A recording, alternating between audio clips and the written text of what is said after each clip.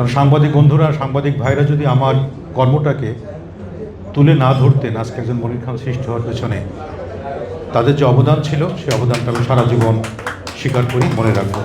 আমি যখন প্রথম সঙ্গীত চর্চা শুরু করি, তখন থেকেই ঝিনেদা প্রেস ক্লাবের সাথে আমার দারুণ সখ্যতা ছিল।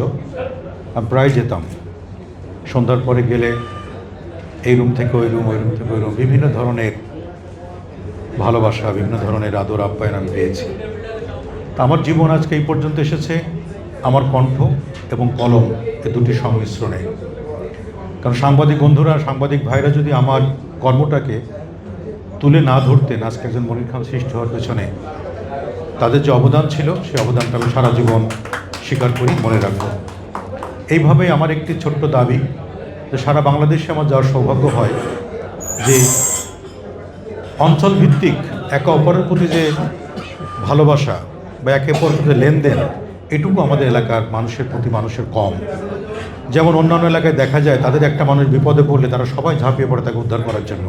আমরা কিন্তু সেটা ঝিনাইদহবাসীর একটা দুর্নাম আছে, আমরা একে অপরকে সহযোগিতা করতে চাই না। তা আমাদের এই জায়গাটাকে সরে আসতে হবে।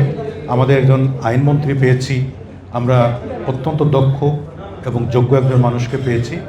আমার বিশ্বাস আমরা সবাই মিলে এই সাংবাদিক ভাই বন্ধুদের সাথে কথা বলে আমরা সেই জায়গা থেকে, এই দুর্নাম থেকে সরে আসবো, যে আমরা সবার সহযোগিতায় থাকবো। আসুন আজকে থেকে আমরা ভাই ভাই মিলে অন্তত অঞ্চলভিত্তিক যে ভালোবাসার আরও জোরালো মানসিকতা তৈরি করা, সেটিতে আমরা একসাথে কাজ করবো। সে আশাবাদ ব্যক্ত করে সবাইকে সুস্বাস্থ্য ধন্যবাদ জানিয়ে